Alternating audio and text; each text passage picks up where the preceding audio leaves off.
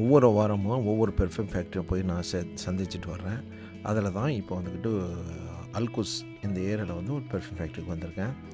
இதை நம்ம வந்து தொடர்ந்து எந்த ஒரு தொழிலை செஞ்சாலும் சரி, அது சம்மந்தப்பட்ட விஷயங்களை வந்து எந்த ஊருக்கு போனாலும் சரி, எந்த நாட்டுக்கு போனாலும் சரி, நம்ம வந்துட்டு அடிக்கடி போயிட்டு செக் பண்ணிக்கிட்டே இருக்கணும். அதுபோல் மார்க்கெட்டில் என்ன ட்ரெண்டிங்காக இருக்குது, மார்க்கெட்டில் எந்த மாதிரியான பெர்ஃப்யூம் ரன் ஆகுது, அதுபோல் எந்தெந்த பிஸ்னஸ் பண்ணுறோமோ அதுக்கு தகுந்த மாதிரி நம்ம செக் பண்ணிக்கிட்டே இருக்கணும்.